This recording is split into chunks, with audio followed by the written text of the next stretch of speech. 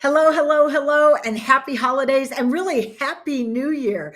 We're coming to you on New Year's Day. We made it to another year, 2024, and this one is going to be the best one yet. Hi, I'm Renee Seiler. I'm the manager of the Convo, and welcome to our post show Secrets of the 1% chat with Empire Capital Ventures managing partner Amelia Thomas, who's been our talent for this incredible show for the last 8 weeks. So, Amelia, come on in. Hi, how are you?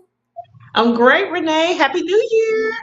Happy New Year to you too. I can't believe it. We've been working on this show for the better part of, I don't know, probably 4 or 5 months. And so here we are now. We've run all the episodes and we're wrapping it up tonight with Social Security, which I can't think of a better way to wrap this up. Social Security is one of those things that I never really gave a lot of thought to because it always seemed like it was so far off in the distance. And guess what? It's not anymore. That's right. It's not That's like that for a right. lot of people. And so what's important that you did was demystifying a lot of this. This is about we have to plan now for the type of life we want to live into retirement, right? That's right. Renee, many people think of Social Security as their primary source of income, but it really should be the butter on the bread and not the bread itself. It should just be a condiment, something just to help supplement the income that you already have coming in, but it should not be your primary income source. And I think way too many Americans rely on Social Security to be its primary income source when that should not be the case. We don't know. Where Social Security will be even 10 years from now, because that particular fund has been underfunded for the past 20 years. It's slated to run out of money at some time in the future, which is even more of a reason why you cannot rely on it. You have to be preparing right now for retirement, and Social Security should not be included in that number if you're going to be retiring, Wow. past the next 8 years. Wow. I am so glad you made that really clear. I hope everybody who's watching this heard her say that. Do not rely on Social Security as your primary source of funding your retirement. And like, it can't be any clearer than that. You say the fund, we hear all this stuff too. Like, when is Social Security going to run out of money? We hear all of these things, but it's related to the younger people pay into the account for those of us who are drawing on Social Security, right? Just the way we paid into the account for people, who are older than us. Yeah, Renee, it is honestly basic math. And let me break that down a little bit. Right now we have, I don't know, something crazy like 10,000 boomers retiring every day. And it's going to be that way for like the next Wow. 20, 30 years. I mean, something insane. So look at how many people have been funding Social Security. Mhm. Right. Look at how many people have been funding Social Security. Yeah. Now, those people are booming. They have boomed. Mhm. And they are now pulling more and more and more money from the Social Security Trust, but that money is not there. On top of Mhm. that, you have us younger people who are still working. We are not nearly the number of boomers, right? Like, our parents had 8 and 12 siblings. Yeah. We I only had one, so there are not as many people working, contributing to Social Security as there once were. And therefore, that deficit is only going to get larger. So just Mhm. from a basic math perspective, you don't have the same number of people putting into Social Security that were putting into Social Security when our parents were coming up. And as such, the deficit is only going to grow larger. We do not have the money to replace it. This has been the primary argument in Congress for the past 10 years because they don't Mhm. know where that money is going to come from when the trust actually runs out of money, which is slated to run out of money within the next 10 years or so. Ooh, but that's why what you talk about here is so important. I loved how you broke down how the different ages that you decide to choose your retirement benefit. So if you retire at 62, you wait until you're 68, or you wait until you're 72, the delayed option, and how that matters. Like, I mean, I'm thinking, oh, wow, I can retire in the next couple of years. But you said that if you take early retirement, that is your money until the end of your time here on this planet, right?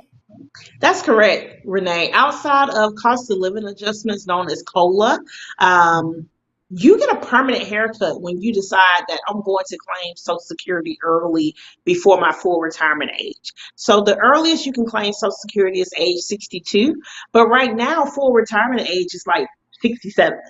So if you are not 67, you're claiming Social Security at 62. You're not claiming spousal benefits or any other type of benefits. This is just straight your primary insurance amount that you were claiming, then guess what? That is a permanent haircut. Once you reach full retirement age, your benefits do not increase to what they would have been. You are only eligible for cost of living adjustments. That is it. And that's why, I mean, the fact that what you just said about this needs to be supplemental in terms of our retirement, not our primary source, which is why these numbers really matter. Then you start talking about like gray divorces, people who divorce after being together for years. Then that has an impact on Social Security benefits, as does the number of years that women or whoever the primary child caregiver is, that impacts their benefit as well, right? Renee, it actually is downright scary to think about, and so I do try not to think about it so much. But I just as a side note, I have thought about going back and getting my PhD in financial planning, and my dissertation would be around, aging, and how that impacts us financially, as citizens of this great country. Because the reality is, yes, with women, it's downright scary. Many Mhm. women choose to not work. They choose to take care of home. They choose to take care of family, aging parents. They don't decide to work until the kids are out of school or they're in high school, Mhm. things like that.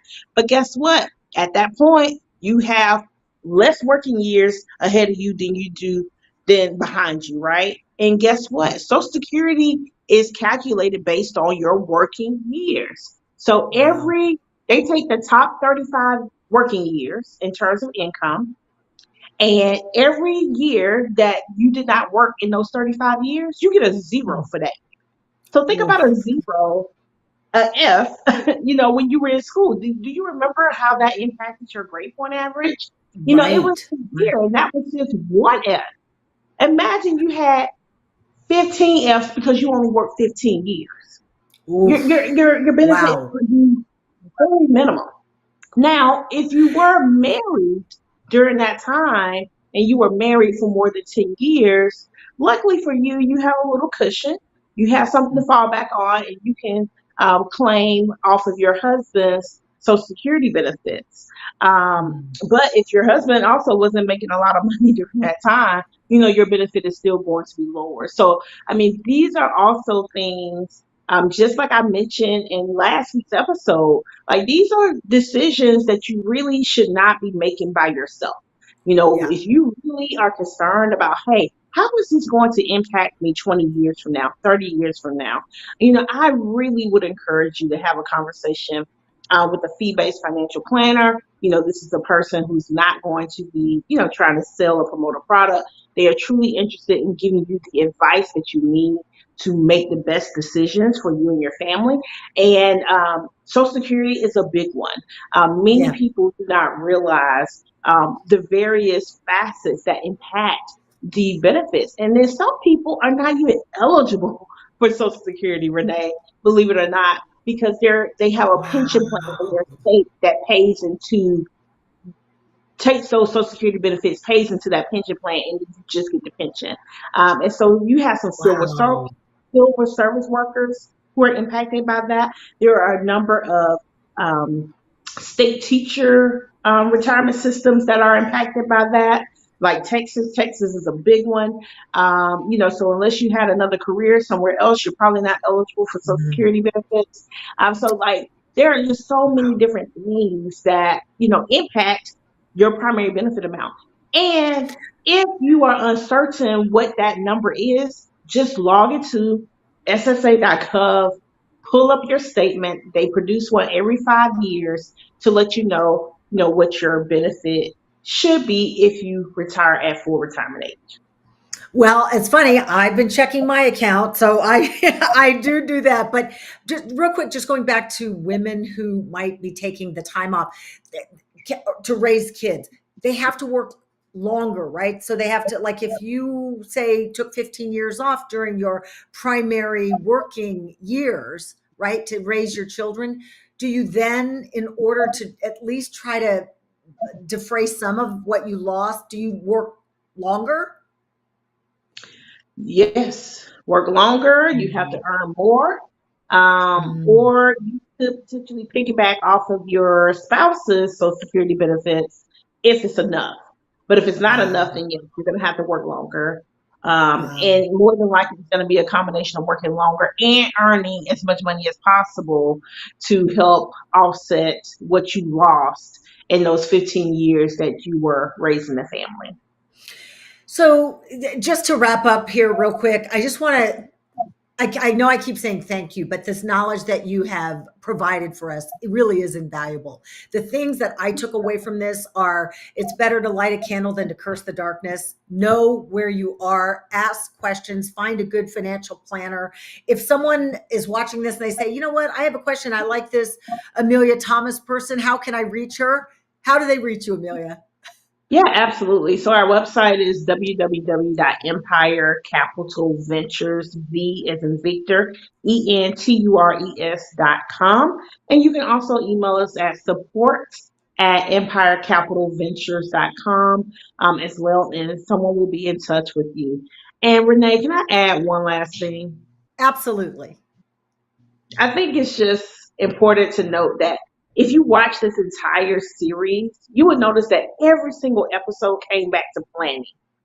Mm. Every single episode came back to planning. And that should tell you how important planning for the future financially really is. Because again, time matters.